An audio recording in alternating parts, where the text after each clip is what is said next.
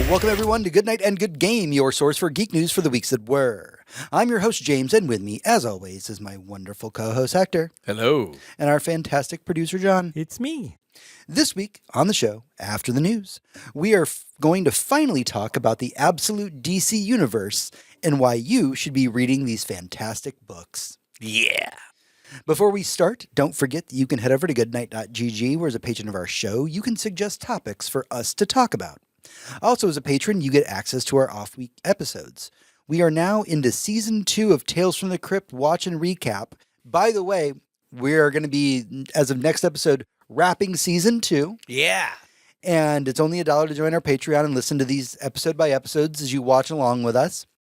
Also, just as a reminder, while we're not sponsored by them, Shudder, as of this week, is going to start airing all of Tales from the Crypt. Oh, yeah. So if you want to join our Patreon for $1, start watching Tales from the Crypt, from scratch and hear about our opinions about the wacky episodes that we have been watching. They're very valid, as we were watching them when they were ripped from DVDs and upscaled or MKV'd. That's right. But yeah, now's a perfect time to just join our Patreon for $1 and follow along as we go through Tales from the Crypt. All right, with all of those things out of the way, it is time to get into the news in the Weekly Raid. The Weekly Raid. Hey everyone, it's time for the Weekly Raid, your roundup of recent geek news. Kicking things off this week, let's have some fun in the water because the camp horror classic Piranha is getting an all-new entry called Piranha Pacific Nightmare. Oh, James Cameron's coming back? What? Wait. According to Bloody Disgusting, the story involves a scientist creating a new breed of piranha/tuna that could live in salt water as a new food source, but the DNA mutates into a deadly new species. It sounds like they were targeting deadly new species when they started. This will be the 6th entry in the franchise, and Christopher Lloyd is slated to come back. Fuck yeah, Christopher Lloyd. Like, I'm so happy to see you. I know you're old and you're doing things for money, for like your family or whatever, and I wish you didn't have to work anymore, but I'm glad you are, because it's great to see you. Yeah. So Piranha, man. Piranha 2, Piranha 3, DDD. Yeah. With all the boobs. Is this not going to be sponsored by Cameron? No. No. They're doing not. this through Kickstarter, actually. Yeah, I'm sure they are. These are creature features in the vein of, like, well, obviously the OG from something like Gremlins, but I'm talking more like Critters and Swarm and Slither and that type of stuff, Birdemic. Like, what are we talking about here? Yeah, we've got a friend in our particular friends group who is his entire obsession in horror is creature features. Yeah, and this is one of those. So we'll likely be watching this. We'll most likely be watching this. We will see it. I wish Danielle Panabaker would come back. She was in the second one, I think. Okay. Bing Rames, too. I mean, Piranha's had a very interesting series of cast over the years. Oh, yeah. Seriously, if you're looking for a fun time, not necessarily a good time, but a fun time. Yeah. Piranha is absolutely what you want to be watching. Piranha's a good time. All right. In one of the wildest casts that I've heard of in a long time, though, there's an upcoming satirical horror movie coming out called Buddy. It's going to debut in September, and it's about a children's TV host mascot that has a dark secret. It's being made by Casper Kelly, who is the genius behind, and we will date ourselves with this reference, Too Many Cooks. Is that a dated reference already? It actually is, and was one of the big masterminds behind VHS Halloween, which is widely considered one of the best in a series of good anthology horror films, one of the best. I believe Robert Cargill was actually a part of that one as well. Oh, badass. The script that he's co-writing for this movie is being written by Jamie King, who worked on the original Jessica Jones. Okay. But the cast is made of Kristen Milotti. Love it. Delaney Quinn. Keegan-Michael Key is voicing Buddy. Oh, shit. Topher Grace. Michael Shannon. And, God damn it. And Patton Oswalt. Okay. So my first thought when you told me about the premise of this was, we have one of these, and how dare you try and stand where he stood in Death to Smoochie. I love Death to Smoochie One of so my much. favorite movies of all time. That being said, this director and this cast, this movie sounds fucking great, and I can't wait to see it. I hope it's nothing like Death to Smoochie, because there can be only one. But like, this sounds good. This sounds really good. I'm glad. Like the news around it pulled me out of the cynicism of it. Like, yeah, this sounds good. I'm into it. Yeah, I mean, this entire cast is. I was reading the cast list while I was writing the script earlier, and I was just like, this is like a Christopher Nolan level of stacked cast. That is a cast and a half. Right. And getting Keegan-Michael Key to like be the voice of this like unicorn thing that's going to be the main character about it. Like, yeah, absolutely put him in everything. Continuing down the horror train, Film Studio Neon has been on fire with their releases recently. Truth. From Hokum to Anora, Longlegs. They are now filming a Southern Gothic film called King Snake that will star Margaret Qualley, Drew Starkley, and Michael Shannon. The concept is that a couple inherit a farm in rural Arkansas and have to battle demons that haunt their property, both figuratively and literally. Writer-director Jeff Nichols said, quote, "My films have embraced genre in the past, but I hope to push this approach further with King Snake to create something terrifying and beautiful."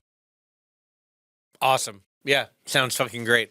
I'm glad we have so much good, like, genre film news. Yeah, it's a big stacked week for that, actually. Yeah, absolutely. No, this sounds great. Yeah, I'm in. Big Southern Gothic person, just as somebody who lives in Texas. Yeah, no, just as you know, like my strategy lately, because we are actually getting these types of movies in theaters, is like, look, the few movies a year people are gonna go for, like your Marvels or your Avatars, your Avengers.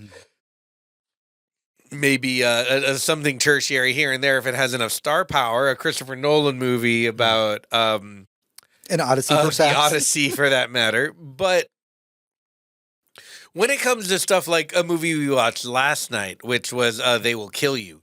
When it comes to stuff that, like a movie that a friend of mine brought up to me today to ask if I'd seen it, Honey, Don't. These are the types of movies that I want to be looking at to see in theaters right now. Because I want to tell the system, make more of these. This movie sounds like exactly one of those. Obviously, most stuff with Margaret Qualley is going to be like that. What was the most recent one we saw with her in Demi Moore? The Substance. Yeah. I mean, my God. I love that Margaret Qualley is really like trying to become a horror icon. Yeah. I mean, she really just wants to make cool off the wall shit, which I respect so much. So much. We were just talking last night because we just got done watching They Will Kill You, which we'll talk about at the very end of this. But Tom Felton is one of the main people in it. Yeah. And we were talking about how like everybody from Harry Potter really, like all the kids from Harry Potter went off to do like weird ass shit. Yeah, and good for them. Good for them. Yeah. All of them went on to do weird stuff. And I'm just so behind that. They're like, yeah, we made our bag. Let's just have some fun with the rest of our lives. Yeah, why would I spend like 8 months of my life making a Marvel movie for less money than I make in interest in a year? Right. Let me go ahead and just make this little indie project, donate my pissant salary to charity, and move on with my life and go back to my ice cream truck. Some people are actually really kind when they win capitalism. I know, right? It feels like none of them are American, but it's fine. No, never. It never is the Americans. Let's continue down the horror news route. Writer-director James Cameron spoke with Letterboxd this week, and during their interview, he stated that he would like to convert the movie Aliens to 3D film. Oh, thank God. Like he has done with his previous films. He did it with Titanic, and did it with Terminator 2 as well. Quote, "Aliens is a creature of its time. We are thinking about converting Aliens to 3D because I know now that the tools are getting so much better than they were for creating depth maps. We're going to probably wind up converting Aliens, which will be a fun experience. The film seems to be evergreen. People seem to go back to it a lot. And if people remember a movie that I did 38 years ago, I think I've already won." Yeah, 100% he has. And if they, like, this is So to me, 3D is like theater or nothing. Like there's nowhere else to view a movie in 3D. Yeah. I'm not going to do it at home. No, like I don't care. They could bring me a 3D TV and glasses to my house, and I would not watch it in 3D at home. Right. Like, sorry, just no. And if you had the choice, would you ever pick 3D at a movie theater? Only if the movie was intended to be seen that There way, were which some- is why I do it for Avatar and nothing else. There were some Marvel movies way back in the day that Yes, we they did were shot in specifically 3D. go see. They were Yeah. shot in 3D. They were not written from the ground up to be 3D. Yeah. So I did not watch them in 3D. I remember, and I have these interviews there on the documentary Side by Side. James Cameron doubling down like 3D was the next coming of Christ. He's like, this is it. Back to back to back. We had 3 top #1 movies all in 3D. That's it. This is how you know when scientists study children seeing 3D versus 2-dimensional images, they actually interact more. And so yeah, he went full crypto bro about 3D. Yeah, no, Sure, it was sure. the barrier to entry for the average consumer was far too large, and that will always be something you have to take And into also it account. just makes the movie look half as good. That being said, if any theater near me releases Aliens in 3D, Mhm. I'm gonna be sitting in that seat. Absolutely. I'm gonna watch that. Why? Because I've seen that movie a million times. Never seen I it like have that. seen that movie so many times. And you know what? You know what he's not gonna do? He's not gonna put a bunch of CG bullshit in there to like. You're talking about James Cameron, the guy who's been upscaling his shot on film movies. Right, but he's not going to put like a CG Jabba the Hutt having a conversation they never had with an actor who never had that conversation with Okay, anyone. he won't do into his that movies. specifically. He's not going to retcon his own movies. Okay, in defense of that Star Wars reference, that scene actually was filmed originally. Yeah, but then they knew they Right, couldn't but make then it they into the put it- movie, which Yeah. is why they it shot was the scene. cut Yeah. for a good reason, and the only reason it was added back in is because They CG'd CG existed. They CG'd over the human because originally Jabba was a human. Like, yeah, we're getting into Star Wars stuff. And we don't need to get into this right now. Yeah. but What I'm saying is they're just going to convert the movie 3D, and if anyone is going to know how to do that, because I didn't trust fucking Disney or Marvel to do that shit. I trust Cameron to do it, Right. especially with his own movie. So at the very least, it will be an interesting way to watch that movie once in my life. That feels like it's worth the price of a movie ticket. absolutely One non sequitur before we move on. Sure. I was watching Simpsons last night, and Lisa was talking about Comic Book Guy, and she said his favorite thing in the world is Star Wars, and he hates Star Wars. Mm-hmm. True. Welcome to what most Star Wars fans are like. Right? All right. So we have spoken previously that Noah Hawley, who made the fantastic series Fargo, Mm-hmm. Legion, and most recently Aliens Earth, Mm-hmm. was going to be taking on the video game franchise Far Cry for his next series. Such a weird fucking move. But he finally spoke up about the direction of the series, stating that his Far Cry series is not going to adapt any of the games in particular. Okay. So I've got to pull a quote from the Deadline interview. So what the fuck's he making? He says, the one thing that really attracted to me about the Far Cry franchise is that it's an anthology, and every time they release a new game, it's a totally different story. That's how I approached Fargo, and it was an exciting idea that we could build an anthology game adaptation where each season is a different story about civilized people thrown into situations in which they have to become increasingly uncivilized. You know who Noah Hawley is? You know what he's figured out? And you know what he's done? He has fucking... God, I hope... thank God the fucking CEOs and titans of industry in Hollywood do not listen to this podcast. Because I'm about to give this man's entire fucking game away. Mhm. Because he realized what a lot of people have realized. You can't get fucking shit else made except for legacy shit forever. If you don't have a name that people recognize attached to your project, you cannot tell an original story. Mhm. You cannot make your writing better because it is different. It is too different from what came before. You can't do any of that shit. See, Hector, you say that, but what you're describing to me, all I'm hearing is the same exact thing that all the sequels to Far Cry developers realized. The thing is, Noah Hawley has under his belt. If you Legion is somehow an exception to this, but Fargo, a property made by somebody else, which he has used 4 seasons to tell 4 incredibly original stories in, and that have nothing to do with the original property. Yeah. Alien Earth, an amazing story told very well with incredible production value, high quality, AAA, all the fucking way, that has zero to do with the rest of it outside of the fact that there needed to be CGI aliens See, in it. but what you're describing still sounds like all the Far Cry sequels. You mean the games? Yeah, the games. Well, Like, that's what they realized. They're like, well, we that's need... just an anthology. That's literally just an anthology. Well, then what he's doing is the exact great continuation of Far Cry. Like, what I'm saying is he's using an anthology. Anthologies are usually created all at once by multiple different people to do multiple different things. An anthology is usually, we're going to take Tales from the Crypt and we're going to get 12 directors and we're going to have them make the ABCs of death or something like that. Mm-hmm. But it all happens at once, and it's not a collaborative effort. It's a bunch of people making little projects.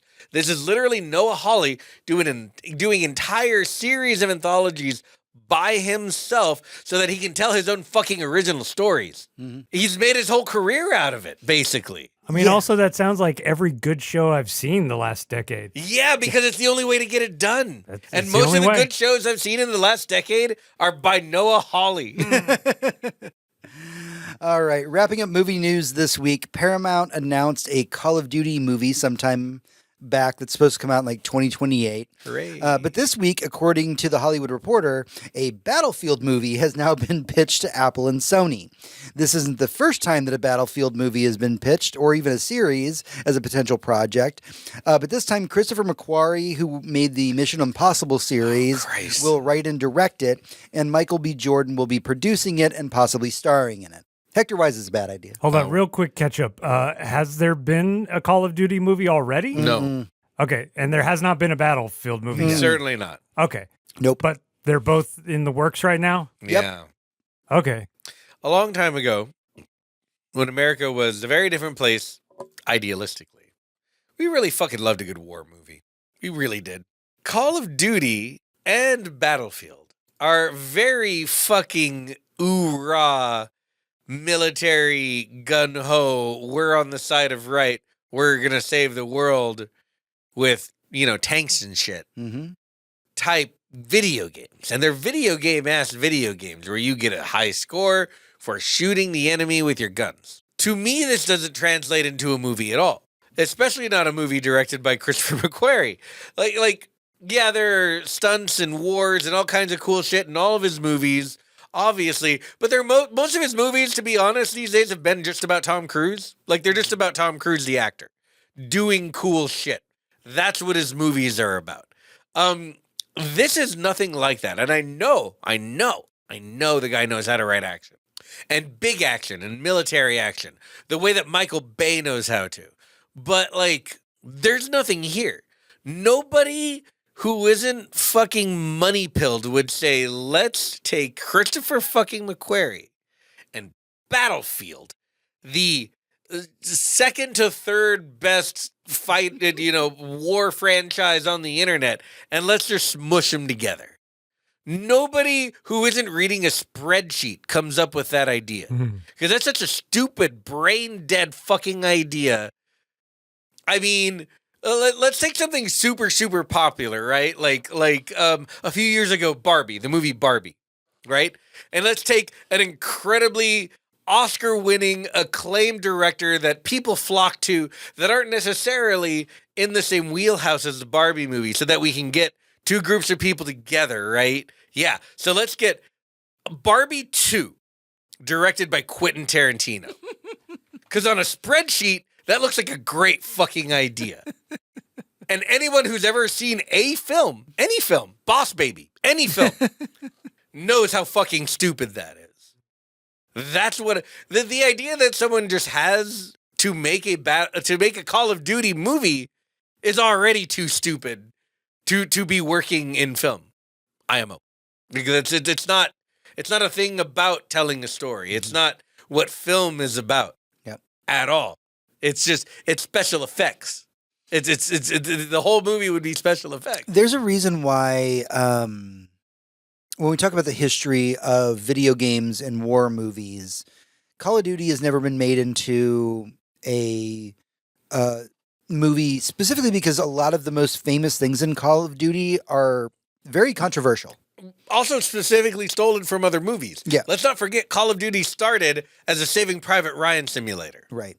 But there are other video games which have not been made into movies that did have a Hollywood influence that wore that on their sleeve, such as Medal of Honor. Medal of Honor originally started, I believe I want to say that it was Steven Spielberg actually helped with Medal of Honor. Yep. Because they wanted to tell those stories accurately and really tell the stories of those troops who did those things.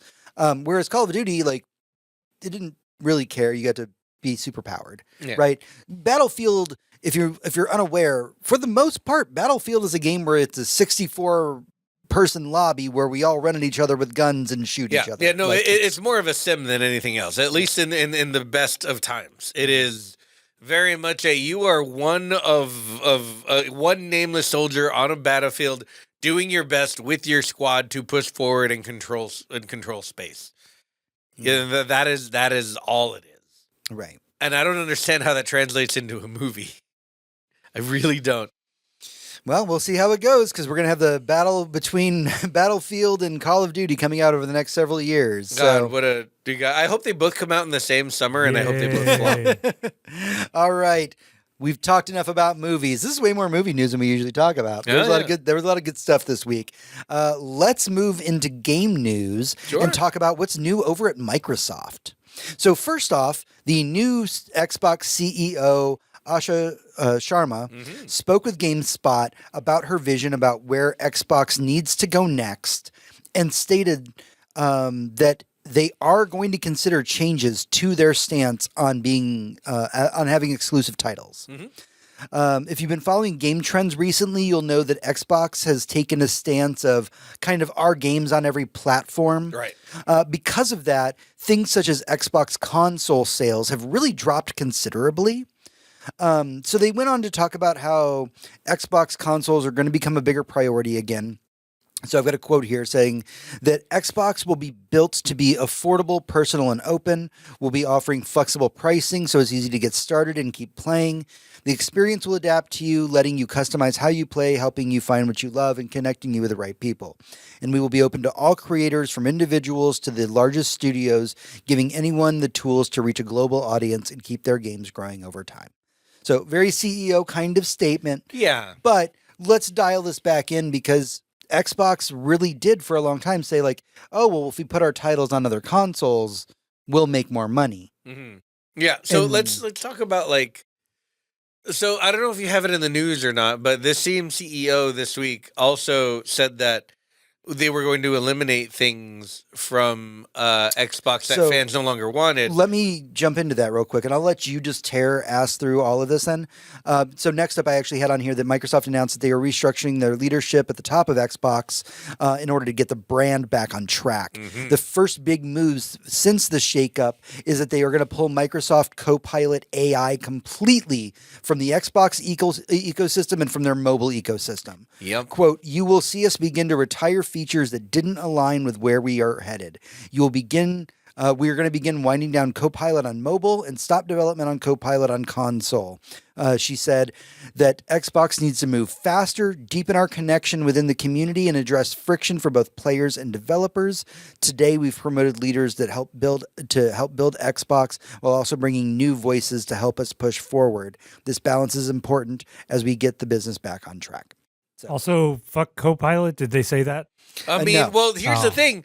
She came from Copilot. Yeah, she did. She was. So she knows, though. She knows how bad it is. No, and this is the thing. She was the leader of AI. Yep. And they brought her over to Xbox to right the ship. So, and one of the very first things she did was say, this shit is too expensive.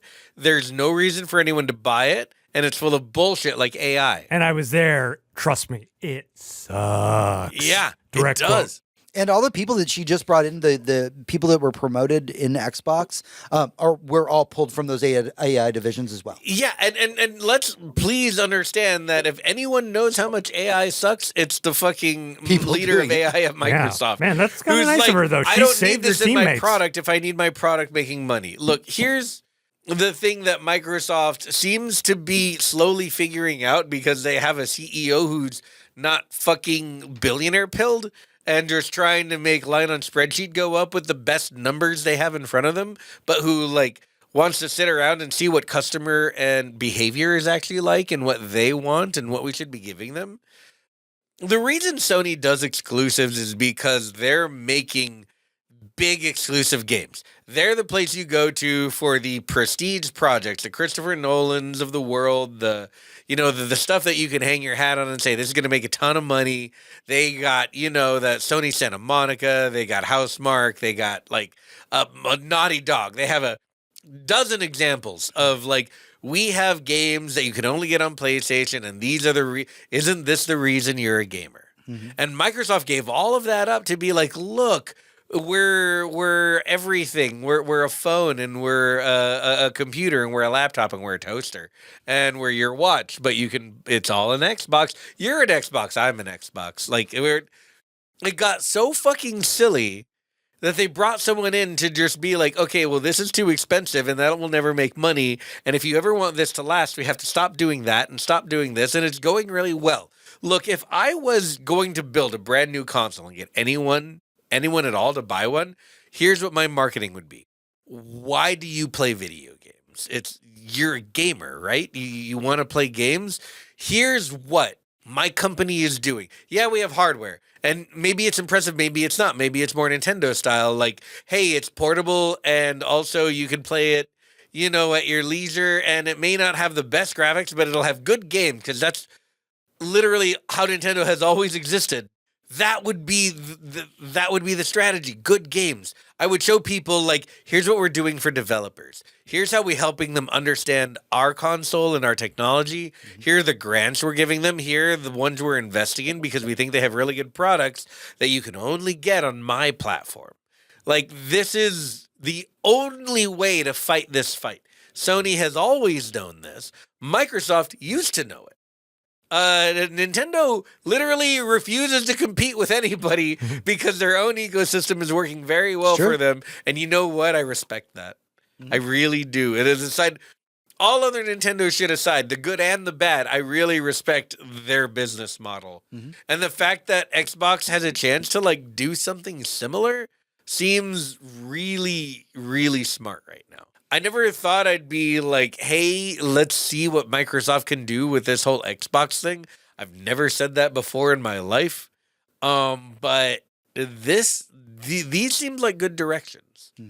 And I really hope that they understand that the only way to get anyone excited to buy an Xbox or invest in Microsoft gaming as a thing ever again is to show them some good fucking games and how they're supporting them. Because that's where I'm at in my gaming career. All I want to know is, are you a good game company? Did anyone suffer making your game? And do you love your game? Did you make this with love and because you really wanted it to work out? Did you put time and effort and understanding into the creation of this game? Because if you did, I'm here. I'm literally here, and I'll talk more about a game I'm playing that's exactly like that in the epilogue. But yeah, Xbox seems like they're starting to wake up under this new leadership, and I'm very excited for what they have coming down the pipes in the next several years. Yeah, big, bold decisions all around. All right, with all the good news, it wouldn't be a show if we didn't have some bad news. So we're going to do a quick fire round of bad industry news. I'm just going to knock these out because these are things that you've probably all heard before listening to our show, but here we go. Developer Spiders, who made the game Greedfall and the Technomancer, has officially closed down. Man. Developer Build a Rocket Boy, who created Mind's Eye, has reportedly laid off between 170 to 250 members of their staff.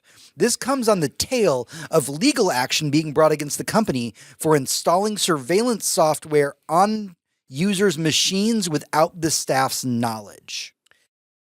Right. So the first one, Greedfall and the predecessor, Technomancer, interesting little RPGs. It felt like they really wanted to even. Some of these games are very old, and it really felt like they wanted to do a Mass Effect. And they were trying. They never quite got there. It wasn't very good. Neither of the games are very good. I bought them because of the what they were trying to do, and they were fine. But they were not games that I finished, and they were not games that I ever felt compelled to finish. I guess it's sad to see them go because they were really trying something, but honestly, they just never hit the mark. They never stepped up to the plate and hit something that was either a cult classic or actually good enough to get people to pay attention to it. That's unfortunate. I feel like the Mind's Eye news is very different. Mind's Eye released a game that wasn't a game at all last year. It was like if GTA was a tech demo and then they released that tech demo as if it was a video game. Is this the guy that's pissed off about bad reviews? Yes, that guy. This game was true, unadulterated fucking garbage. I don't know who made it, but I know they didn't know how to or care how to make a video game.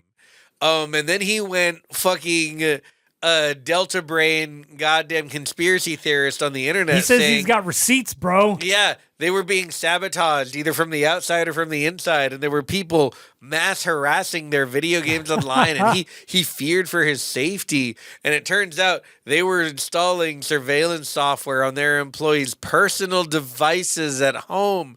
And then when people quit and asked for them to be removed, they weren't. So you'd think he would have seen this coming. You would imagine he had fucking the Palantir setup. He could have seen anything. He just didn't care to look. And my God. Finally, Seeker, who were developing an action RPG called Kinforge, which never entered a 1.0 release, is going to be furloughing staff as they did not meet the funding required to keep the studio going. What the fuck is Kinforge? Kinforge was actually a pretty popular. I can't remember if it was Kickstarter or not, but there was enough people backed it that people were playing the open alpha of it or open beta of it. People were super into it. It's just an action RPG, and then the company just kind of came and went as quickly as that happened. Kickstarter comes, Kickstarter goes. I mean, it happens. Not every project has the sauce to get off the ground. You know, it's very true. But big news for furries this week: Nintendo dropped a surprise direct the other day, which is all about Star Fox. They showed a new Star Fox game for the Switch 2, which is actually just a remake of the Nintendo 64 game. Quote: Star Fox for the Switch 2 will include online multiplayer for V4 dogfights in a new battle mode. Up to 4 players can play locally with GameShare or online using GameShare via Game Chat. Star Fox will also feature cooperative play, letting one player control an R-Wing spaceship or other vehicles, while the other acts as a gunner using a Joy-Con 2 mouse controls to aim and shoot. The internet has real opinions about this game. I don't know anyone my age who does not have an opinion about this. I played Star Fox 64 every day for like a year. Like, this was the fucking video game. And I love People are very upset with the character designs. Yeah, no, people are going to hate on art or... They're like, Star Fox is not sexy anymore. Why did you make his snout smaller? Or he's too sexy, or Falco's too sexy, or Slippy isn't slimy enough and doesn't show enough frog feet. Like, everyone's gonna have a problem with how their favorite character is sexualized. I mean, animated. I'm surprised there aren't more peppy hair stands in the crowd, to be honest. Look, all the bullshittery aside, this looks like a really fucking great goddamn remake of God, listen to me, of Star Fox 64. I am reminded of Capcom remakes when I think of this game. After what I've seen, after what they've shown. It feels like not the exact same game, but a game that is somehow informed by the original, following the original, but doing new and interesting thing with it while tightening everything up, making it modern, and making it fun. Like, that is the essence of what we love from Resident Evil 2 Remake, Resident Evil 4 Remake, and 3 Remake, and all of the DNA that flows into 7, 8, and 9. Like, This feels like Nintendo saw that and said, what's one of the most popular games we've ever made? Star Fox 64? Let's start with that. I have a question. I can't remake Mario 64. We've outdone it over and over and over and over again. You Right. could remake Star Fox 64 right now and make a bigger, better game with the exact same shit in it, and everyone would love it. Okay, but Hector, I need you to weigh in on the conspiracies online that say that the reason that Star Fox has an appearance in the Super Mario Galaxy movie was to prepare for the release of this game. I mean, I hope so. I was really hoping it wasn't to prepare for the release of a Star Fox movie because the Mario 2 movie was ass. So let's not do that. I was actually a little thank God when they announced a game instead of a movie, to be 100% honest. I was really hoping we weren't going to get a Star Fox movie. At that point, Nintendo would have fully jumped the shark and no longer been a video game company. But them making this, shows to me, not only are they listening, but they're capable of a lot more with the Switch 2 graphically than I thought they were. And, I mean, it looks good. I don't care what anyone says about the designs of the fucking anthropomorphic animal creatures. They all look like anthropomorphic animals. It's not real. Mm-hmm. They can look however they want. You're like, that's not my fetish, bro. Like, Slippy looks fine. Peppy Hair looks fine. Fox looks fine. Falco looks fine. They're fine. They look exactly how I thought they should look. I'm glad none of them are wearing a thong. You know, like at the beach. I'm glad there's no like new anthropomorphized girl fox character like Lola Bunny or something. It's great that we're not doing any of that. Let's just do the thing. And right now it feels like Nintendo is just doing the thing they meant to do, which is remake Star Fox 64 and Unreal Engine 5, which is brilliant, and I'm glad you did it. That is, if someone ever anywhere in the world were to pay me to consult on video games, that's what I would have said. I would have said to make this exact fucking video game, and I'm glad someone else had the idea who someone listens to. All right, that's everything that we have for the news this week. But stick with us as we get into our main topic in the boss room. Boss room. Hey everyone, and welcome back to the show. It is time for the boss room, sometimes related to the news, sometimes not. This is the part of the show where we can dive deeper into our opinions about things, like this week's topic, the absolute DC universe. Now, this episode has been a long time in coming. So before I turn it over to Hector to talk about his experience, before we talk about our thoughts on it, I just want to drop some context for those of you who might be unfamiliar with what the DC absolute universe is. So, disclaimer. Yes, there is a quote-unquote in-canon reason why the absolute universe exists. No, you don't need to know that to get into it. It is not something that's ever really brought up. Doesn't matter. Here's the abridged version that if you want to know. The villain Darkseid's energy created a new DC universe where all of the heroes have had important things removed from their backstories.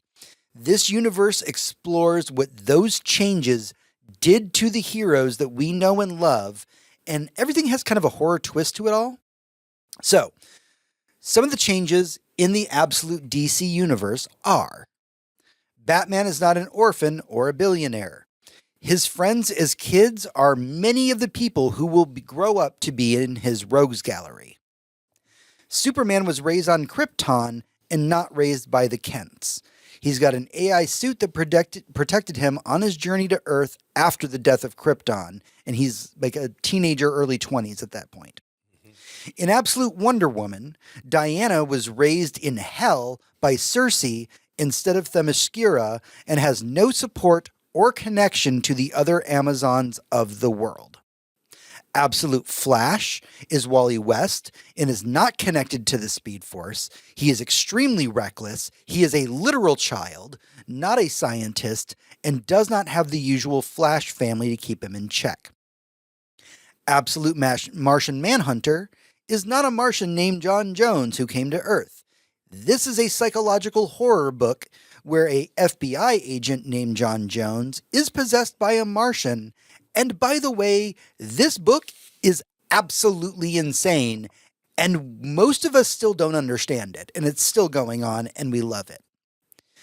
Absolute Green Lantern Absolute Green Lantern is actually a cosmic horror book and not a space opera book that has a ton of powers. In fact, the Green Lantern light energy is actually very unpredictable and very volatile. Oh, and by the way, the Justice League that you're all familiar with, in this universe, they're actually a bunch of billionaire villains who rule the world from the shadows, enforcing their own brand of justice on the world. Friend of the podcast and my go-to source for all things Absolute DC, my good buddy Lee, said that it would be disingenuous to call Absolute DC just grimdark DC. He says that this universe is one that has increased strife, where good must shine brighter to stand a chance. And honestly, I couldn't have come up with a better analogy myself. Now, this is just the basics of the wildly popular new DC Absolute universe. I've been reading it for some time, but I did ask Hector at least to sit down and do some homework before this episode as somebody who doesn't read as many comics as I do, because I really wanted to get your opinion on it and give your opinion to everyone else about what you think about this DC Absolute universe. Maybe as somebody who doesn't read as many comics. Yeah. So I'm going to turn this over to you. I'm going to let you dive into it. Oh, man. So the first one, the one I was most interested in was obviously Absolute Batman, right? And I didn't know the dark side thing, but what I really understood about Absolute before diving into it was that we have fundamentally changed the idea of these characters. We've stripped away all of their advantages. Like James said, but not putting too fine a point on it, Batman is not rich. Superman did not grow up with loving human parents who taught him the value of humanity. Wonder Woman did not grow up on Themyscira with all of the values and the legacy that the Amazons imparted on her. They are all absent of these things that we think made them heroes. Well, where does Batman get his toys if he can't buy them? Batman is an engineer, and all of his shit is incredibly cheap and incredibly grounded. Like, there's no fucking sci-fi in this. When Batman rolls down the street in the Batmobile, it is an earth mover with some shit welded on it. Because that's what plows through both enemies shooting bullets at you and police cars. That's where he gets his gadgets from. He's literally a 9-level genius who is engineer, scientist, chemist, mathematician.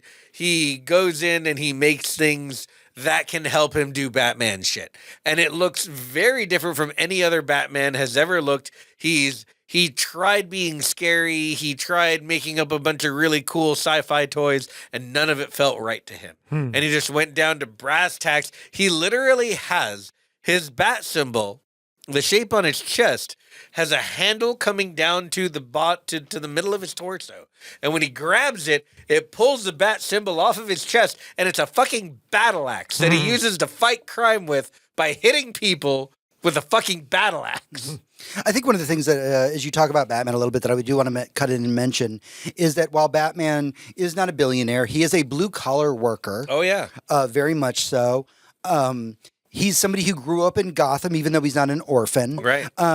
But he's worked in several different sectors, like you said. He's been an engineer, he's been a scientist. But his big thing is that he's actually helped with the construction projects throughout Gotham. Yes. So the reason Batman can get anywhere is that over the course of his tenure working on all these construction projects, he's built a tunnel system under Gotham. Yep. He actually helps build the things that he breaks. If he's fighting crime or supervillains or whatever, and he knocks over a building, he's literally on the construction crew that rebuilds it. Yeah, the very next day. That's Batman. So then we move on to Superman. Speaking of the working class. Let's talk about it. Oh, man. So. I knew this one was going to hit you in your heart. Superman grew up on Krypton with his family, the Elf family, because he is Kal-El, his father Jor-El. They wear the symbol with the S on the chest, as you would imagine Superman does. In this universe, that is the symbol that you are working class, that you are a man of steel, meaning you are the people who work with the bare elements that build your society. There is another symbol that people wear on their chest that makes them hilariously middle management. And there is a third symbol that you can wear on your chest that makes you the elite of society, the science brigade, the people that no one can argue with because they have all the answers and they've done all the research. And so what happens on Krypton, dear reader, is the planet is basically rotting from the inside because they can't stop harvesting it. They can't stop mining into these crystals that they use for all kinds of technologies, cool technologies, by the way, but they're literally mining out their planet and giving it a sickness, and the sickness erupts in what you can basically see as kryptonite. And it destroys the entire planet. It rots it from the inside, and the elite, the science brigade, the people who are in charge of everyone, the people who run the cities, not the countryside, but the cities, have not told anyone about. They haven't told anyone their planet's rotting from the inside. Instead, they've been secretly making spaceships so they can get all the elite people off the planet before it implodes. But the L family figures this out because they're smart, because they know what they're doing, and because they are people of steel, because they are the people of labor. They know all their neighbors, their friends, their cousins that need to come off this planet, and they know, maybe even before the elite do, that the planet is doomed. They go and they try and tell them to their face, but the council won't even meet with them. So they go and they decide, look, we're going to build a ship. We're going to build it as big as possible to get as many of our friends and family and our cousins and our neighbors as we can to get on the ship and get us off this planet along with our son. Ah, man, there's so much more I could go into, but this fucking comic, this is by far my favorite, and I thought Batman was going to be my favorite. And it's not just the story, it's not just the fucking anti-capitalism of it all. Would it be unfair to say that you've never really been a big Superman guy? You've enjoyed Superman stories. I like Superman stories, but I don't care for Superman as a character because I feel like it's hard to write around. Yeah. And most people don't do it well. Yeah, I'm very interested for this one just because I do love the whole Superman thing because it's a writing challenge. It's like it'd be like writing for Star Trek Next Generation. It's like, wait a minute. Everybody's competent and everybody's good and everybody works together. Yeah. Fuck. You know? Where are the conflicts? Yeah. How do I write this? Yeah. So here we have, and I literally haven't gotten to the first page of the comic yet because we haven't gotten to Earth.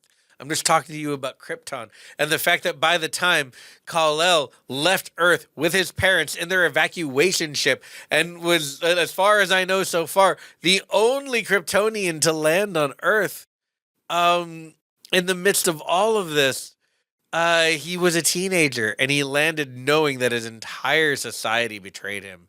And then he gets to Earth and he sees all the exact same shit. And you know what the story of Superman is?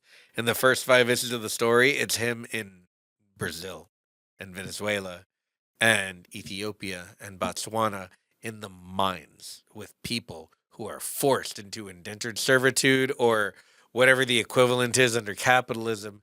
And they're dying. They're dying in those mines because no one cares about safety regulations. No one cares about anything. And what he does, instead of killing a bunch of people and being an eco-terrorist, is he goes down there where it's dangerous and he mines all of their stuff for them, hoping that they can just bring it up and give it to their fucking masters and be like, look, we did it and none of us died. And that just makes them all mad. And then they get all pissed off, like, oh, we're not going to pay you now. And all of a sudden he has to get angry and has to get involved because he thought he was doing the part that would help them not suffer. But it turns out they just suffer more. And because he's about 20 years old, he doesn't really get how all of this works. He doesn't get that it's about the cruelty and about the oppression. Wait, but if we do our jobs really, really well and we do all the work ahead of time, won't they be grateful? They're going to be grateful, aren't they, Hector? And I have to talk about the art because I loved reading Batman. I loved, the 5 issues that I read.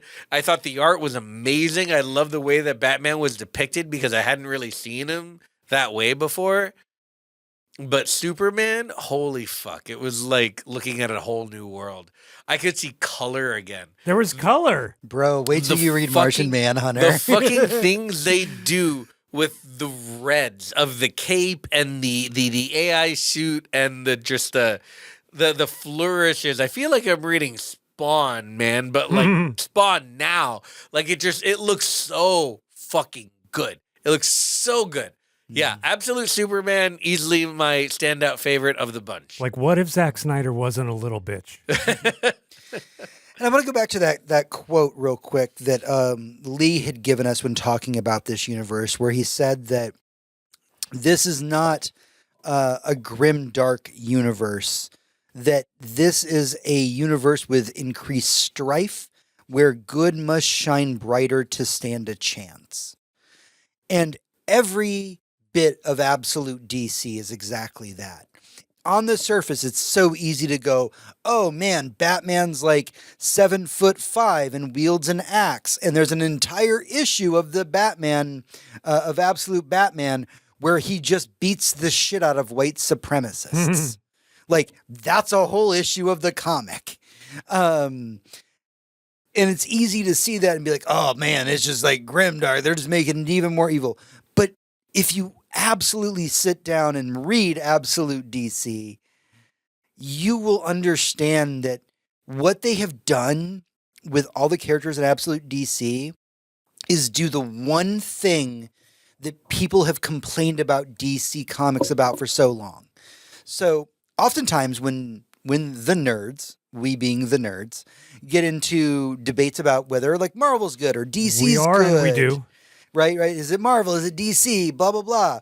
A lot of people who are Marvel fans say like, well, one of the reasons that I like Marvel and I prefer Marvel is that while everybody has superpowers, everybody in the Marvel universe ultimately feels very human. They're vulnerable. Yeah, they're vulnerable. Everybody's got people. flaws. They're people. They're late for their date and their right? homework assignment. And then when you They say have work and bills. right, Yeah. and then when you say, hey, how do you feel about the DC universe? they're like, Greek gods. yeah, exactly. They are Greek gods. They don't are have gods. human problems. They Right. have a road Problems gallery. of the gods. And Absolute DC takes that out of the equation. Yeah, 100%. It says, okay, if they're gods, it's time to take the gods down a peg. Mm-hmm. You know, the fact that Batman doesn't have all of his resources. Now, I swear, DC just put up a trailer for Absolute Green Arrow. Oh no. And what we really haven't gotten to too much in this discussion is I did mention at the top of this discussion that like Absolute DC is actually a horror series, and horror is very subjective, i.e., the Justice League is actually run by a bunch of evil billionaires that control the world. Of course. It's a little too on the nose. That is actual real The life. Joker, possibly just some kind of demonic entity. We don't know. But horror takes so many different forms. In Green Lantern, it is cosmic horror. Like it is literally a Lovecraftian story put to Green Lantern. And now we just got a trailer, a literal YouTube trailer for Absolute Green Arrow. And I want to set some context for you. Nobody thought this was going to happen because the last time we heard anything about a character who's Green Arrow, which is Oliver Queen, he shows up in Absolute Justice League, again, the Justice League run by billionaires, where Hawkman walks into the room and is like, I killed Oliver Queen myself. Mm-hmm. And at that point, as readers, we're all going, oh man, there's no chance that like we'll ever get an Absolute Green Arrow. That kind of sucks. Yeah. So we got a trailer for Absolute Green Arrow. And in the trailer, they say there is a Green Arrow that is hunting billionaires and killing them. Dinah Lance, Black Canary, is trying to figure out who that is because Oliver Queen is dead. What they have advertised this series as is essentially a slasher film, but the slasher is the superhero. I love that so much. Scott Snyder, who's one of the heads behind Absolute DC, has been asked a lot of questions because this series, just to point it out, is wildly popular. Absolute Batman #1 is in like its 11th printing. Yeah.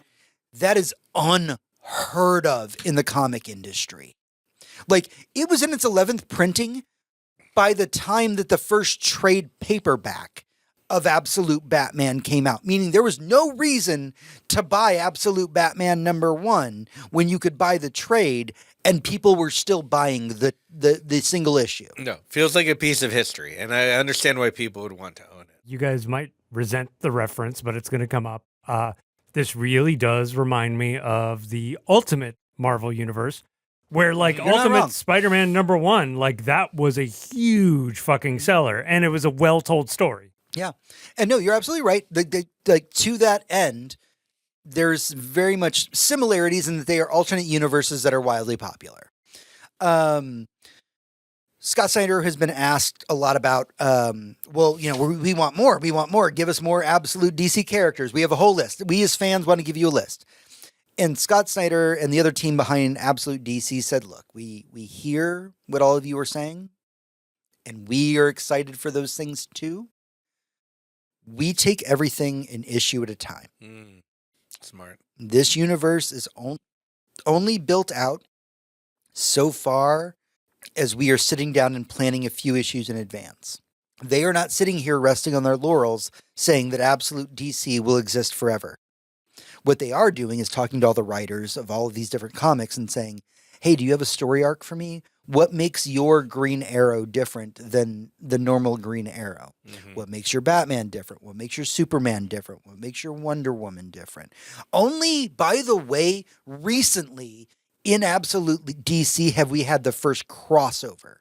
And that was Batman meeting Wonder Woman for the first time. Yeah. Like, they waited 12 plus issues of 3 different series for people to even start meeting each other. Mm-hmm. This is a slow burn.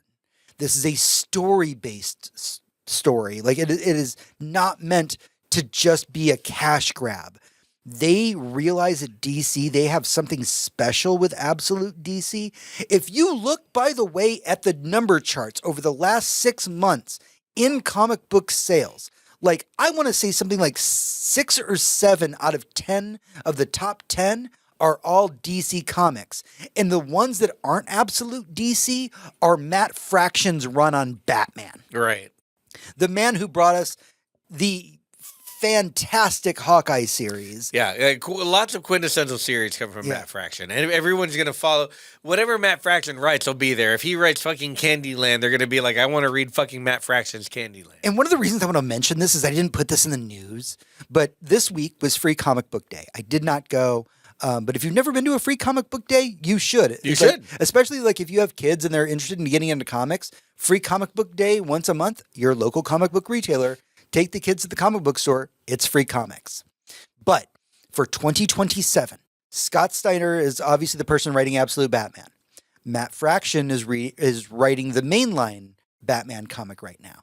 And what they are going to do for 2027 is they are going to put their Batmen in the exact same situation / story and then write how each of their individual Batmen would get out of it. So you go to Free Comic Book Day next year, you pick up Absolute Batman, you pick up Matt Fraction's Batman, again, both free comics, and you get to see how 2 different sides of the DC universe are going to resolve a singular issue. That's so fucking cool. Like, I don't know, like something that should be obvious or something that may have happened before, but the idea that this is happening the way it's happening and how it's not just that it's like nerdy and it tickles the tisms, right? It's also like such a wonderful exercise for these 2 masters of their craft to be like, you know, a year from now, I'm going to release a book with you based on a preconceived notion, and we're going to write our characters handling the same situation however they might handle it. Might be the same, might be different. That's cool, man. That's like, I also, don't know. it's free. How can you describe that? And it's free. What if you had Michael Bay and James Cameron be like, hey, let's both make the same movie and release them on the same day, and the tickets are free.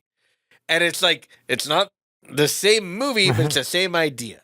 Mhm. But they're just both going to land, and everyone's going to see how One we movie think- and something Michael Bay made. how we think they like we would handle this differently. It's such a fucking fun thing. Like no medium gets this. TV doesn't get this. Nobody gets You know what this. gets it? Fucking rap and R&B.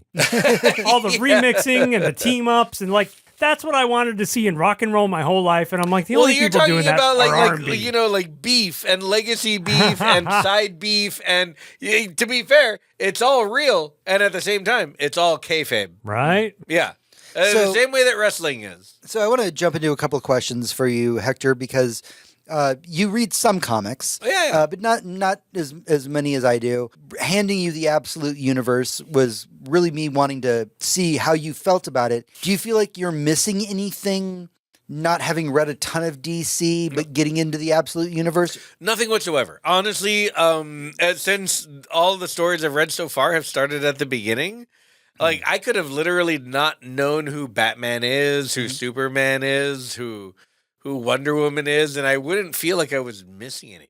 I haven't even really talked about Wonder Woman yet, but like, yeah, Wonder Woman's fantastic. but like, no, you don't need any introduction. You don't need any of that.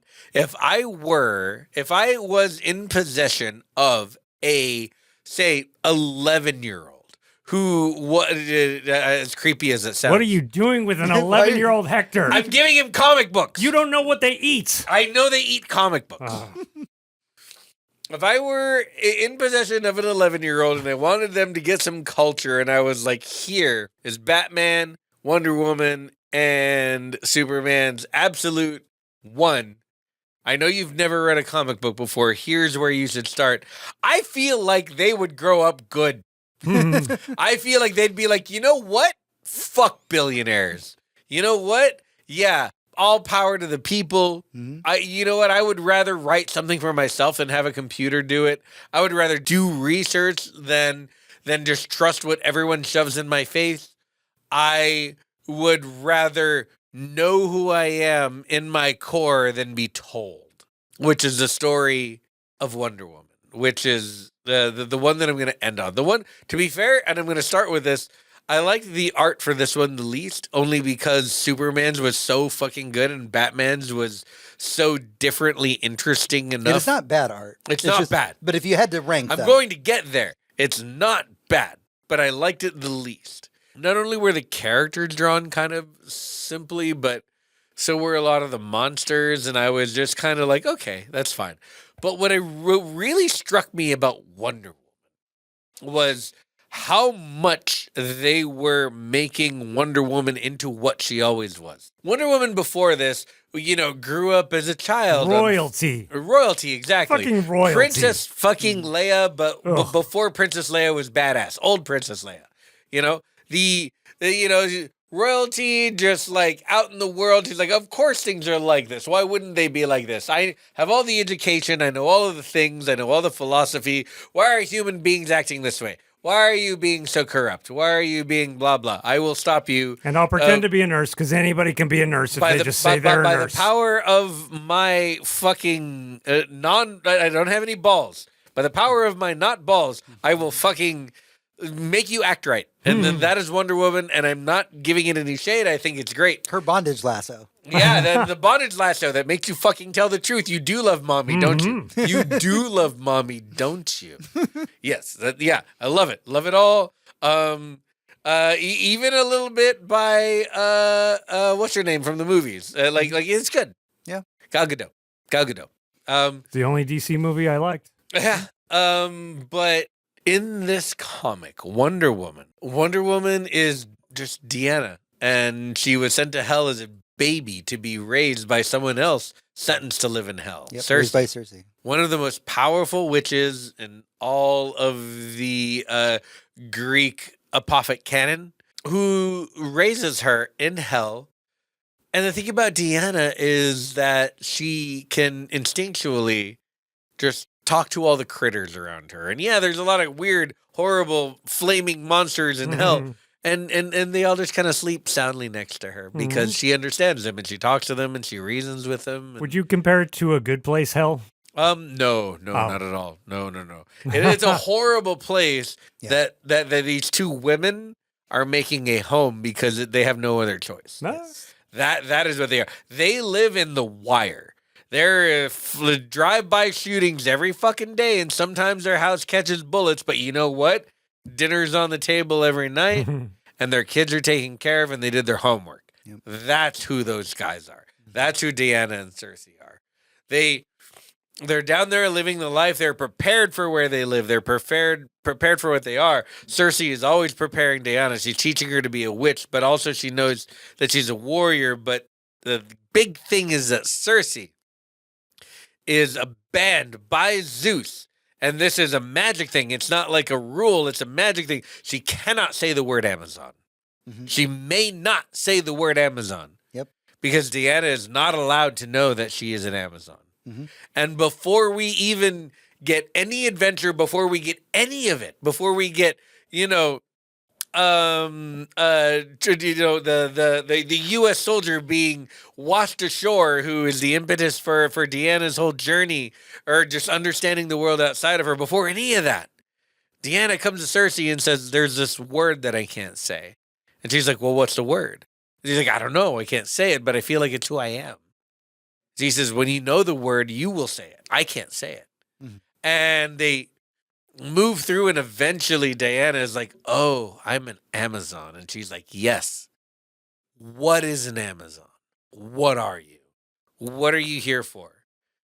And man, like, of all of the stories, we have Batman, but they put friction into his life to make him better. And with Superman, with Kal-El, I love that they put friction into his life to make him less sure of himself. But for Deanna, it's literally all about knowing where you came from, knowing where you're going, and knowing what your purpose is.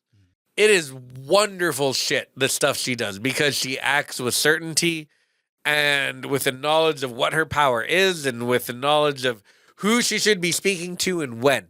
And she knows full well that when she shows up to fight, that the military will be a problem. And she walks right up to a general, and he's yelling at her about how who is she and what gives her the right. And she's by the way like 9'5". But she's like 9 feet tall. She's a fucking Amazon. Yeah. And she's like, "Yeah, I figured you'd react this way. Look, I wish you wouldn't yell at me. I'm sorry you feel this way, but you need to understand, and I know that you do, that you need me right now to fight this kaiju because you can't. And I need you to fucking evacuate people and do as I fucking say. And you know you need to do that, so please just go do it. I'm not going to embarrass you about it. Just go do it." And it feels like every woman trying to do their job on Earth. It really does. Having watched The Pit recently and watching nurses talk to doctors and be like, "Look, I know I've seen this 1,000. Would you just please just, I don't mean to get in your shit and I don't mean to embarrass you, but this is X and you need to know that this is X and I've seen the X 1,000,000 times. Please just go take care of X." Mm-hmm. Like I'm begging you. Because I can't make you, but I'm begging you to help me take care of this problem. And that, God, it's so good. The sacrifices she makes is who she is. That is Deanna. That is Wonder Woman. It's quintessentially her without it being quintessentially her. And that's what I'm waiting for in the other two series, to be honest, because Superman doesn't feel like Superman that I know, okay, Kal-El. Superman feels like a deranged 20-year-old with way too much input, which I fucking identify with, because if I were Superman, that's how I'd feel. And I wouldn't know what to do with myself, and I'd probably make a lot of mistakes. And Batman feels like someone who's just figuring out, like, I don't know, how should I fight evil? Especially when most of them are my friends. Yeah. This is one of the first times that I've really assigned homework for the podcast, but I was excited because I read so much of the DC, Absolute DC universe. Just some final impressions before we leave the boss room. How you felt just reading the because you did read the Holy Trinity. This is the Holy Trinity of DC. Yeah, that was my goal. You read their books. How do you feel about the Absolute DC series as a whole? I'm going to keep reading it. is the highest compliment that I can pay to it, I'm in. This is some of the most interesting storytelling I've seen out of a comic book in a very long time. My goal for right now is to start incorporating the other ones. I really want to start Martian Manhunter. I can't wait for Green Arrow. But I think I might start reading these pretty regularly. Yeah. And the first trades are out, by the way, for a lot of these characters. Yeah. You can grab a bundle and read all at once because I know week to week is not my style. I can't live that way. Putting even a 20-minute trip to the comic shop in every week of my life is not really doable these days. But it was doable when we worked together. Exactly. It's doable if you have a set time to do it. Yeah. But you can't always do that. So grab your trades, but do grab your trades. Do that. Do look for these things. Do support your local comic shop, please. And when you can, catch up, because these are the stories that, honestly, like, if I was a dad, these are the stories I'd want my kids to be reading. These are the stories that I would want the world moving forward with, because Batman as a billionaire is not a good role model. I think that's actually an excellent question to kind of wrap this up on, Hector, is if you could, hypothetically, not necessarily if you have an 11-year-old, but if you could give all the kids in the world a particular comic book, what comic book would you, the audience, give them? Like, if you're interested, if you want to engage with us, I think that's a really good question. It's a great question. I'd love to hear. I'd give them Paper Girls image. There you go. I think right now a big one for me is, I talked about it a little bit earlier, but there's the singular issue of Absolute Batman where he goes up against an army of white supremacists. I think that, and I believe it's a one-shot, actually. I don't think it's part of the main storyline. That is the one that I would be like, here. I know that sometime back, I buy Hector the greatest comics for Christmas every year. One year I got him. Superman versus the Klan. Yeah, I got him Superman versus the Klan. I got you Mouse. Yeah. They're all related to Nazis, really. Yeah, he knows I love watching Nazis get their shit kicked in. Yeah. So, what about you? What's a comic that you would recommend then? Oh God, if I were to give any 11-year-old a comic book, right now it's Absolute Superman. Straight up. It is 1,000. That is literally what they're dealing with. That is, if everyone in Gen Z read Absolute Superman tonight, we would have revolution tomorrow. Straight up. 100%. Because it's exactly what they're seeing in the world. It's exactly what's happening. And they know that it's us versus them. Yep. I will say, I know my recommendation that I gave about the one-shot issue about Batman was very much related to our current subject. But for a little bit deeper answer to that, if I wanted to recommend a comic book for kids that explores something very serious, I have a dual answer. One of them is the Magneto Testament. The Magneto Testament is a small graphic novel that is about the story of Magneto being in Auschwitz. In that book, there is actually a teaching guide in the back of it for teachers. The book was actually meant to be purchased in large quantities and taught in schools. Magneto does not have powers. You never see anything mutant related. It is actually just a story of a child during the Holocaust. So I highly recommend the Magneto Testament. And also, I was a big X-Men kid growing up. The other one that I highly recommend is a book called God Loves, Man Kills.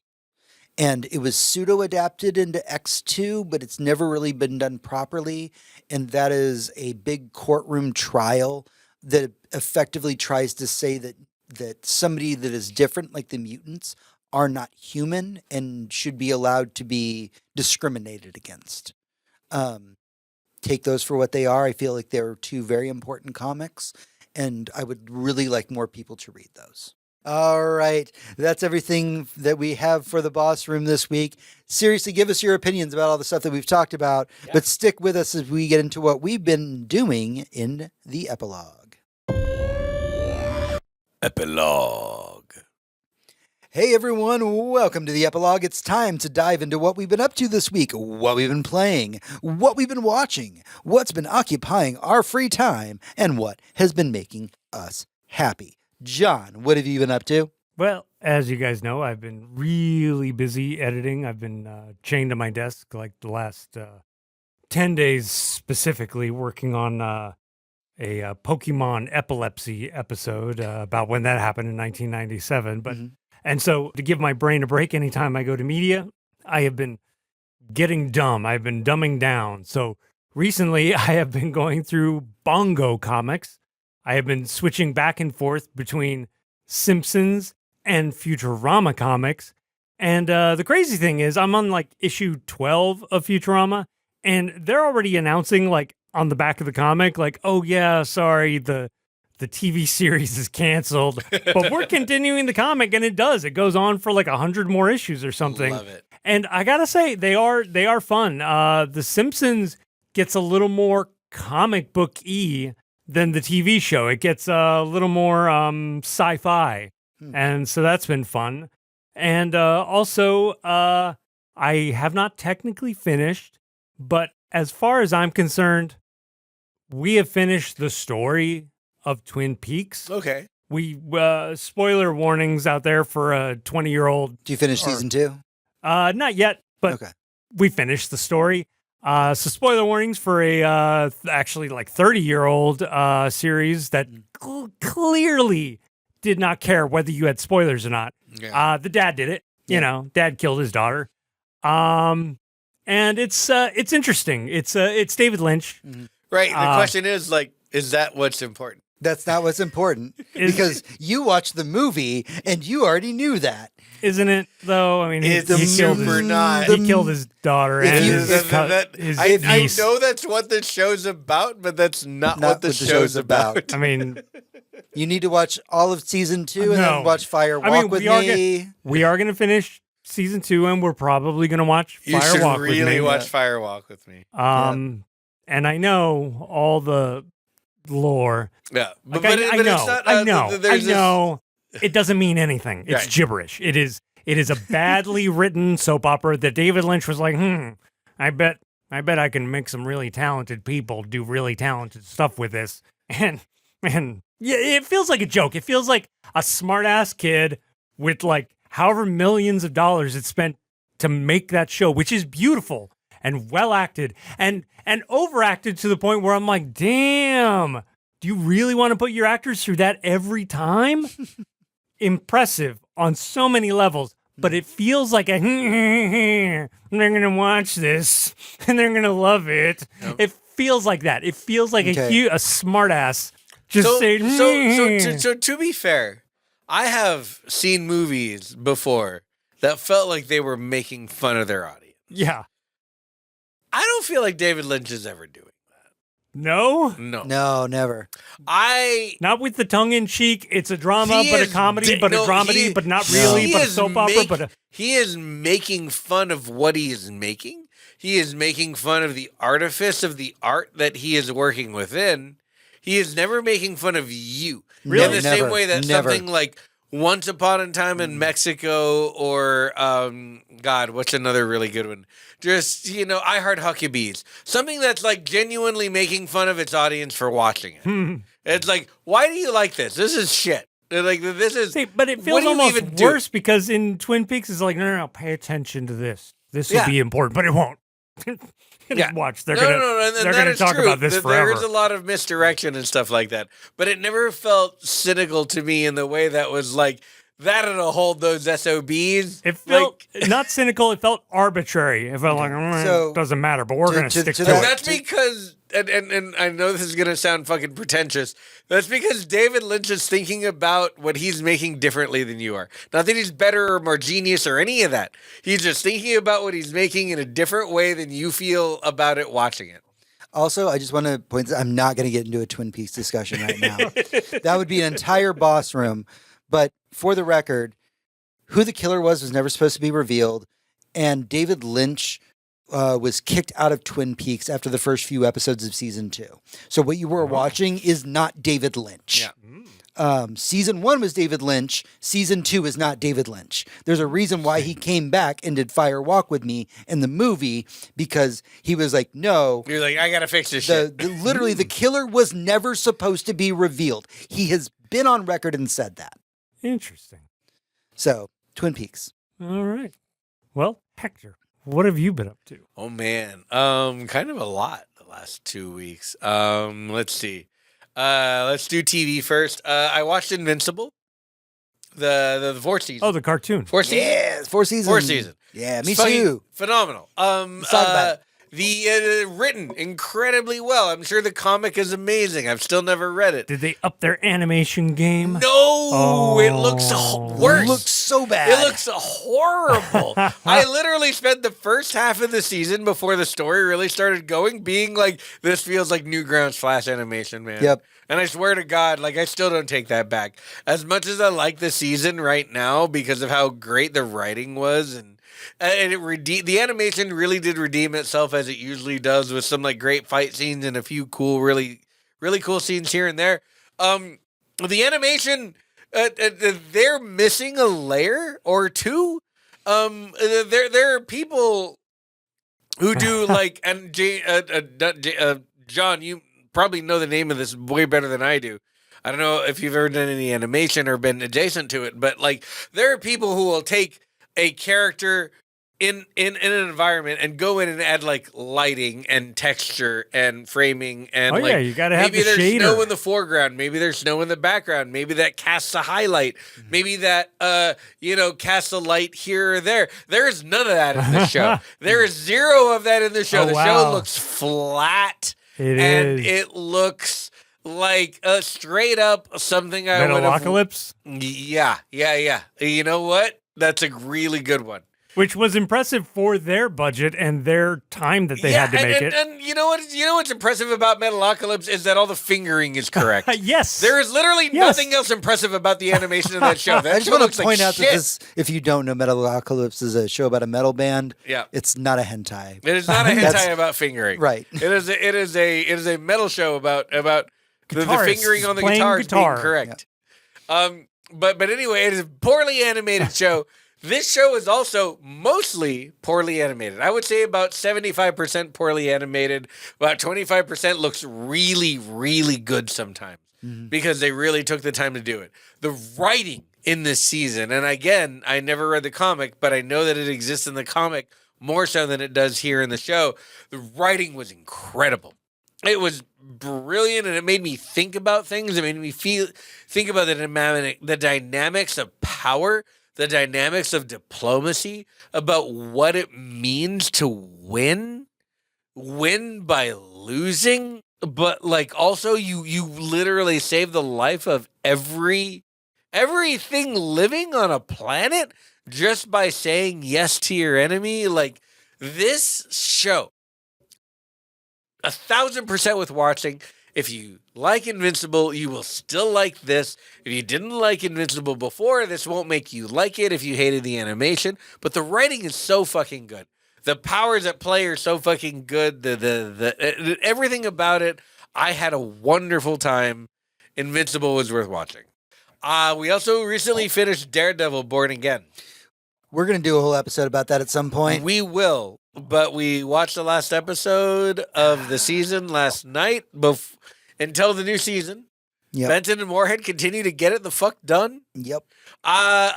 We saw Jessica Jones. Yes. Also, spoilers, more characters, but we'll go ahead and let you experience them before the episode we do about Jessica Daredevil. Jones came around for a couple episodes, so like we're a few weeks ahead of the curve. Yeah, but like, man. So good to see Jessica Jones. The Defenders are coming back, y'all. I would love a Defenders Marvel show right now. Like Yep. literally right now. Yep. It would be great. Watching them beat the shit out of ICE, the ATVT or whatever the fuck they're called. I would fucking love 12 episodes of that, please and thank you. Bring back Danny Rand, even white Danny Rand. Bring him back to beat the shit out of cops for like 12 episodes. I'm in. I'm totally in. He was More so of that, good. please and thank you. Video games, man. I've been through the gamut recently, but most importantly lately. Okay. Let's do least important first. I played Diablo 4, the new expansion. It's very, very casual ARPG. I get it. I you know what? And I had a good time. I had a good time for a week, and I'm pretty sure it's designed to be had a good time for a week. I'm very much a Path of Exile kid where I'm like, I feel like the game that I'm playing should matter minute to minute while I'm playing it. I want friction. I want to dodge. I want my dodges to matter. I want the skills I'm using to matter in the moment while I'm fighting an enemy. Diablo doesn't have that. Diablo is spam the screen with bullshit until all your numbers go up and then everything dies. And I have a place for that in my heart. But it's about a week long.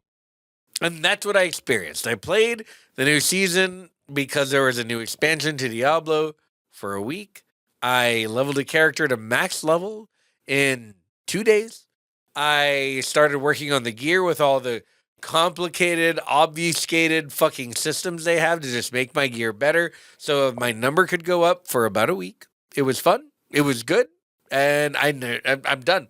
I will not turn that game on again until there's a new season or a new expansion, most likely new expansion, which will be about 2 years from now. That's how I feel about Diablo, but that's not a discouragement. That's not saying it's a bad game. I paid for it. I paid for it on purpose because I wanted that 1 week experience and I wanted to play the new campaign stuff through with my friend. And I did, and it was fine. It was good. I had a good time. But the big thing for me recently was Soros.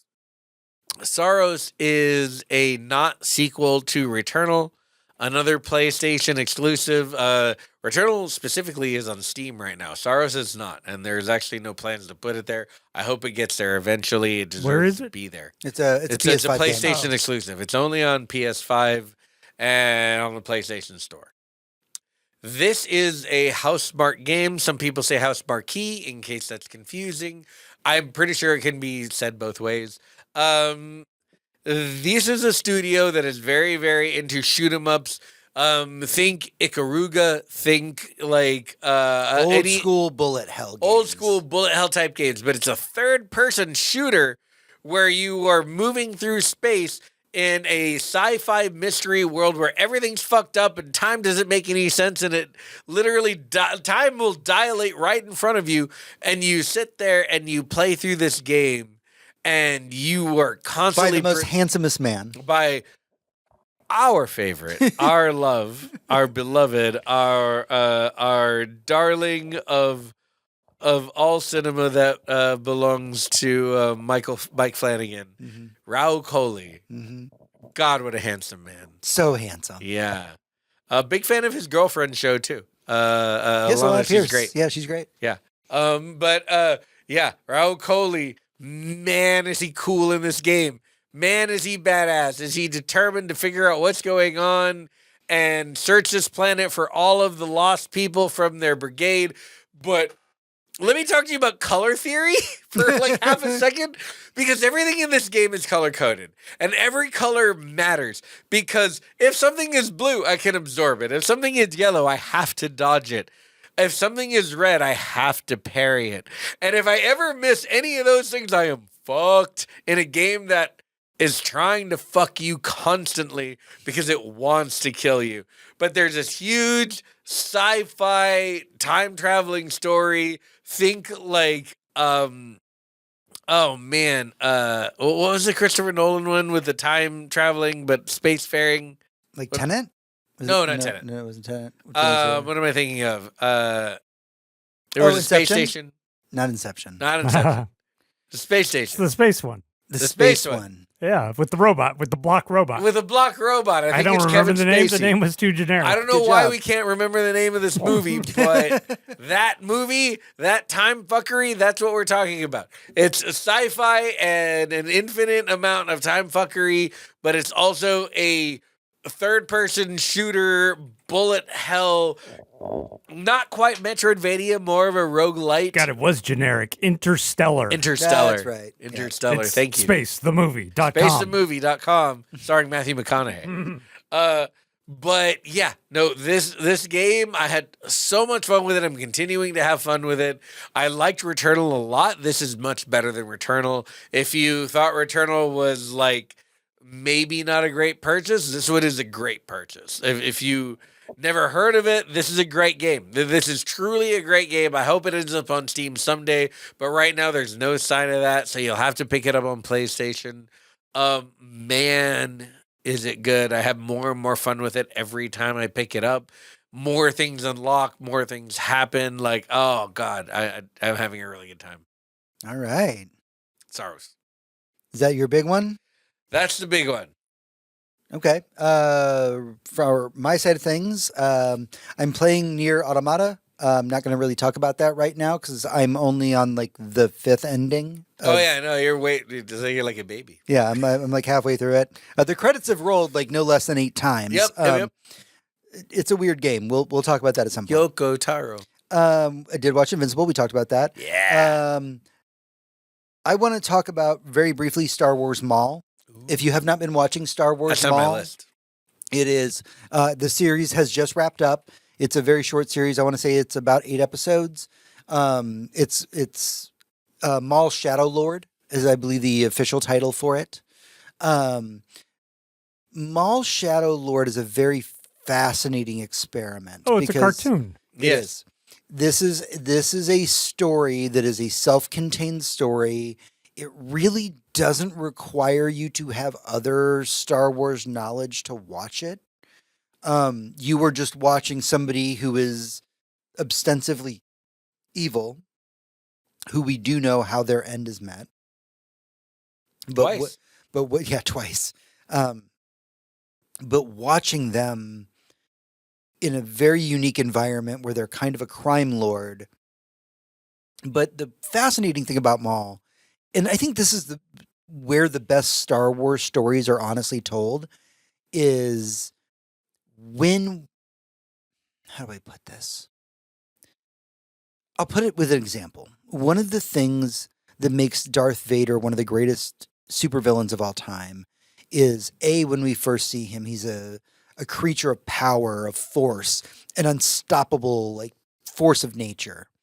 But by the end of his story, he's human. He's wanting his son to go and leave without him, and to just tell his son that he loves him and he wishes he could have been there for him. And the best Star Wars stories really work within this banner, and a lot of Maul Shadow Lord fits that same thing. This is the midpoint of Maul. This is post Phantom Menace, but before he gets struck down at the end of Clone Wars. Or is it Rebels? One of the two. One of them. But this is him like finding a young Jedi and trying to say, like, how do you handle being a Jedi in a world where the Jedi are being hunted?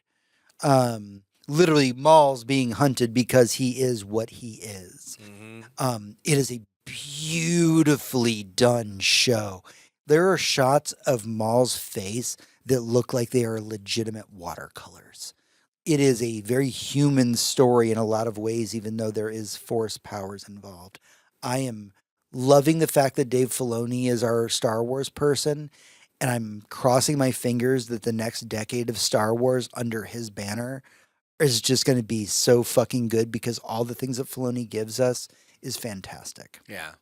The last thing I want to end on, I want to make it real brief since we're running long on time, but Hector, you and I both watched the movie They Will Kill You. God, yeah, we did last night. Holy fuck, go watch that. Well, watch it. If you can watch it in theaters, watch it. If you can watch it on streaming, watch it. Next time it comes up. I don't know how Holy fuck. When I saw the trailer for this movie originally, and I think that was intentional by the directors, they were like, oh, we're going to show you a Ready or Not movie. Yeah. And a Ready or Not movie is a person gets kidnapped by a satanic group of some kind and then has to fight their way out. Typically, it is a female in the role, both in Ready or Not or in They Will Kill You. And then they kill all the Satanists off, and that's how you end the movie. And that's what the trailer was really showing at. Turns out the person they kidnapped was a little bit John Wick, like John Wick tertiary, like adjacent, and they're going to fucking murder you because you kidnapped the wrong motherfucker. Right. And I love stories like this. this. In Ready or Not, when they kidnap when they take the bride on, the whole point is like she had no idea that they were Satanists and that they were trying to sacrifice her for a game. They didn't know she was from the streets. Right. But like that's the thing is, and they will kill you. Oh, they did not know she was from the streets. No, she came in with a fucking like unfoldable grab bag of guns and machetes and fucking knives, and she had more weapons on the way in than they had in the building. This is a modern grindhouse movie. Full on. Fucking Tarantino wishes he would make a fucking movie like this. Yeah. Every actor is giving it 110%, both in performance and in cheese. And I mean that as a compliment. Oh, yeah. And the shit they get up to in this movie, the trailer that's being shown on screen right now is a scene in which she wraps a fire axe with a rag, pours a bunch of alcohol on it, lights it on fire, and then goes into a fucking hallway fight scene a la Old Boy and starts taking motherfuckers out. Because it's a dark room and there are no lights in it, the fire on the axe guides her way as she murders everyone in the room. It is beautiful. Yeah. Also, Tom Felton. Oh, yes. Of Draco Malfoy himself. Just like doing shit. We had Heather Graham. I don't see Heather Graham enough. I will forever be mad that Heather Graham was not a Bond girl. Heather Graham deserved that shit. Well, I mean, she was in Austin Powers. I know. But also, she can't really act. No, but neither can any of the Bond girls. What are you talking about? Or most of the Bonds, honestly. Yeah, or most of the Bonds, honestly. But like, we had a lot of good B and C list actors, a couple of A-listers in there. Mm-hmm. We had a lot of good time. Man, this movie, again, like I was saying earlier in the episode, there are certain types of movies that I want to start making sure I see in theater. And it's not the Marvel stuff or the DC stuff. It's the stuff like this. The stuff that I need to signal Hollywood that there is room for this and you need to make more of it. Because we can't just have fucking Marvel shit all day. If you like Sam Raimi style practical effects, this is the movie for you. If you like Chad Stahelski style fight choreography, a la John Wick, this is a fucking movie for you. Yeah, if you want to see like a physically made eyeball roll across the floor and look up at somebody for a demonic reason, this is the movie for you. Yeah, if you want to see a horror movie with a ridiculous premise that gets played out so hardcore at the end that they fully committed to it, up to and including the talking pig-headed Satan, this is the movie for you. like we're all in. Yeah. All right, that is everything that we have for the show this week. Don't forget that you can head over to goodnight.gg to become a patron of our show. We are currently doing our Tales from the Crypt recap, and it's only $1 to join our Patreon. And also, again, just want to point out, Shudder is starting to air Tales from the Crypt starting this Friday at time of recording. So you can watch Tales from the Crypt on Shudder, pay $1 for our Patreon, and listen to our watch-along as we dissect every episode as we go through it. And then please engage with those episodes of the podcast. Yes, please do. Just tell us your opinions. We'd love to hear from you. You can head over to facebook.com/GNGGcast, where you can chat with us, as well as at GNGGcast on Twitter, and goodnight.gg on Blue Sky to talk to me directly. I want to say a special thank you to our sponsors. Will did sponsor this particular episode with a backup sponsorship from Abby. We thank you both so much. It was a dual sponsorship this week. Thank you so much for sponsoring it. We love you so much. Thank you for helping us out. But until next time, for Hector, this is James. And for James, this is Hector. And for you, this is me. Everyone, good night. And good game.